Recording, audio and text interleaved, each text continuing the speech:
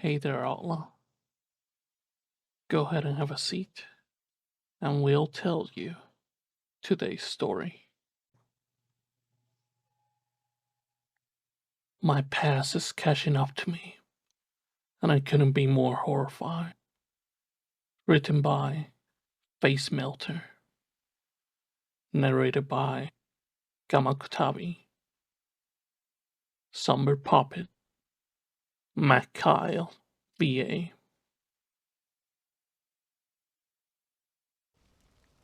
Today marks the 16-year anniversary of my father's death. No, don't bother. He was a horrible man. But I'll never forget that day. Ever. Got a new phone today, so none of my family has called or texted me since I got a new number. That's fine. I don't like that wait anyway. You're probably asking yourself, why does this guy hate his family so much? Well, when I was a boy, 13 years old, my family was involved in a church group that seemed more like a cult than anything. I left the name of the group out because I'm pretty sure I'm not supposed to be talking about it in the first place. The community wasn't a secluded piece of land void of any type of civilization. There were 6 houses for families and a few other buildings for Bible study, etc. It was just us and our ways. After a while, I started noticing things. Strange, disturbing things. I met a friend there, and she was absolutely gorgeous. Her name was Andrea, and we had a bit of a puppy love thing going on. We loved books. We loved to read. We would sneak out to the edge of the woods, bring a lantern and just read books. After an hour, we would talk about what is happening in the books we were reading and really explore our imaginative sides together. It was great. But I can't keep quiet anymore. Once, I got told to come to a Bible study early, and I was excited because Andrea was there in the mornings. I was usually the class after. As soon as I walked in the room, Andrea was nowhere to be found. I went through the class with a sinking feeling in my chest. She was always in class. Always here. Where did she go? After class, I knocked on her family's door, and her mother answered. Hey, Matthew. How are you? She said with bags under her eyes. I'm okay. Miss Williams? Where's Andrea? I asked. She looked at the ground for a moment and smiled. Oh, she's been sent to a better place. She was always so faithful to our Lord, and the spoken word of God was heard by Father McCober. The ceremony was held here, but she's gone. Don't worry, my child. You'll see her again soon. I didn't pry anymore.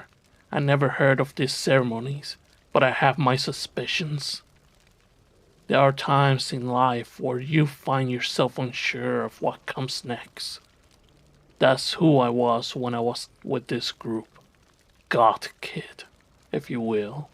I believe in God and have my faith, but I always question it.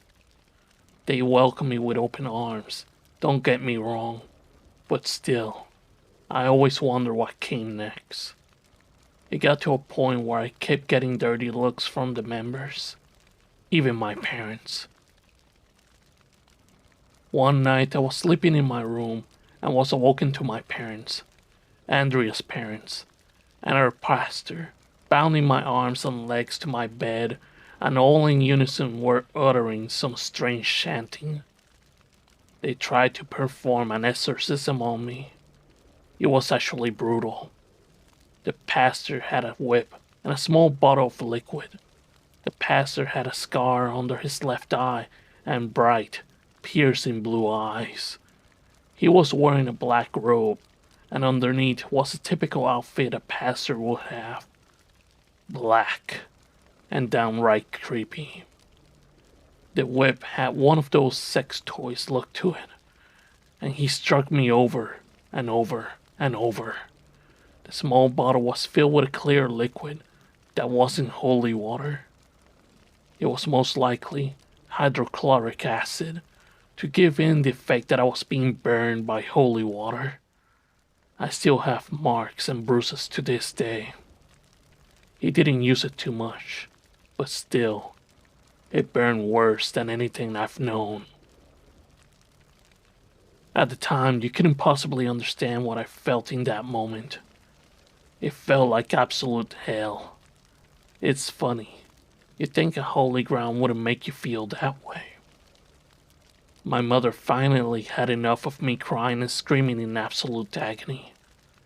She untied the straps and tried to embrace me. I shoved her away and ran. I was still in my pajamas, but my adrenaline was off the charts.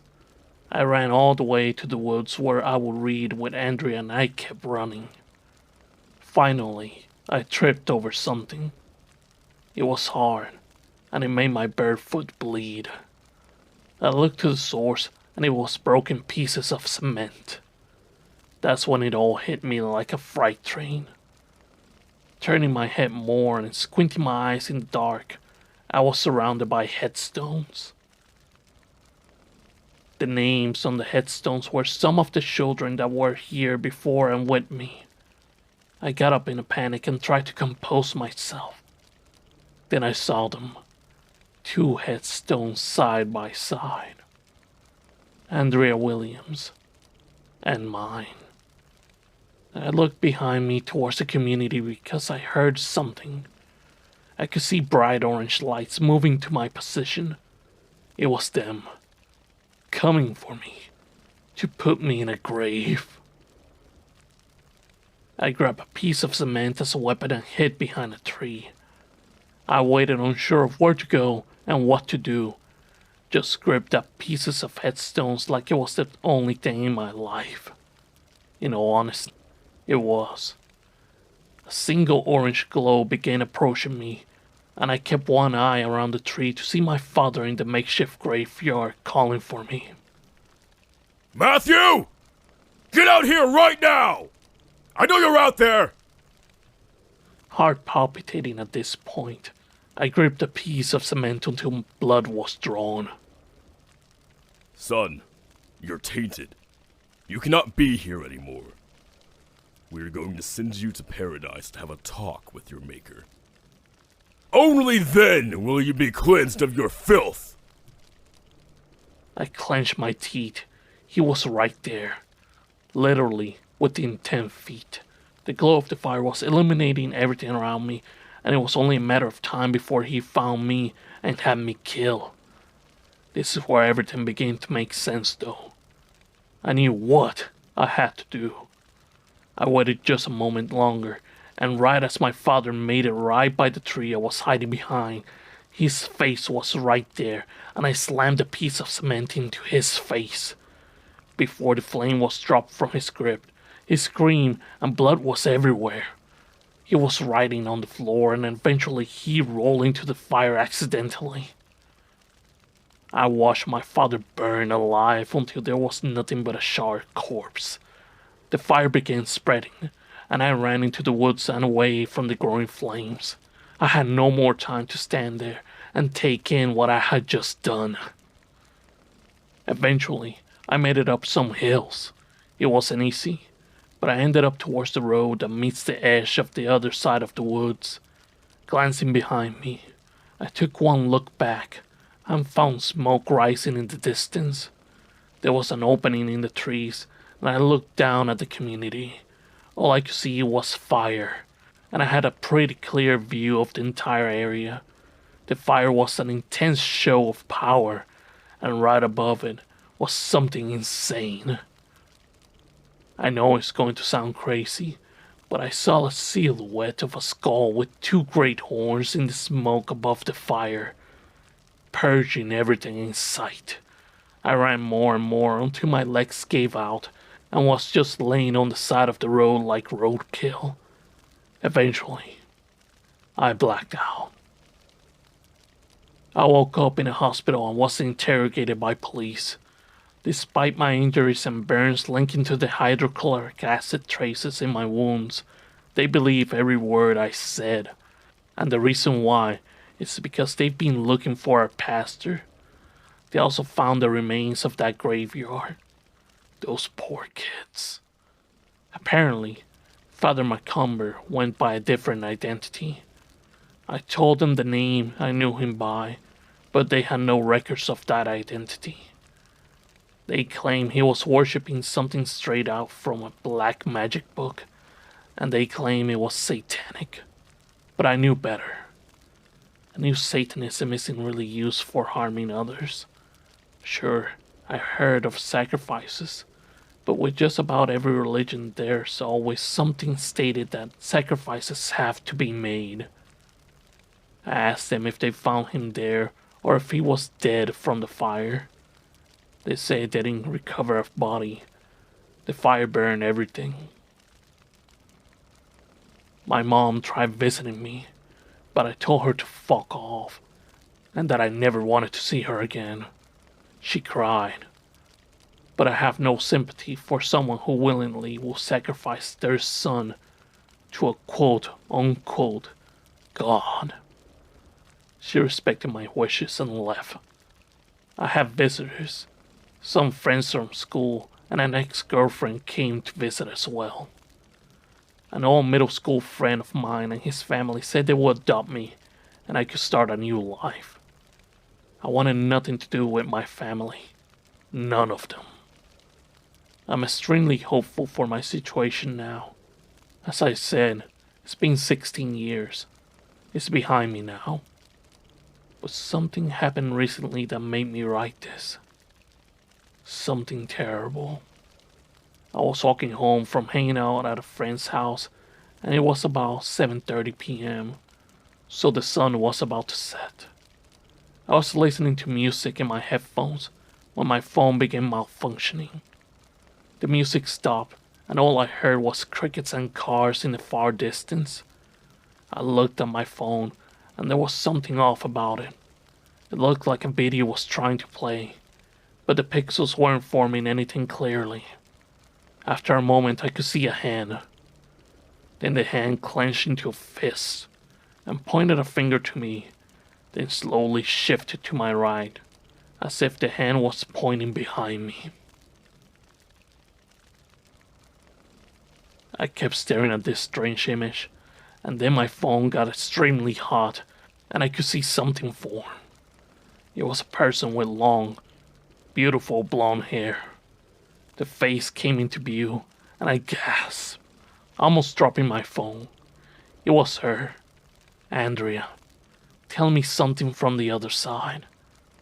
I looked behind me, and there he was. Blue eyes, scar under the eye. Father Macumber. He looked exactly like he did that day he tried to have me kill. Exactly the same. In his black robes, holding an old tome and a holy water bottle in the other hand. He was smiling, ear to ear. I ran home faster than I did in those woods and locked myself in my room. I haven't slept in days. I'm so scared. What did I do? The morning I decided to write this, I had an unknown number call. I answered, and it was Andrea. Her static and hoarse voice repeated the words over and over. Run.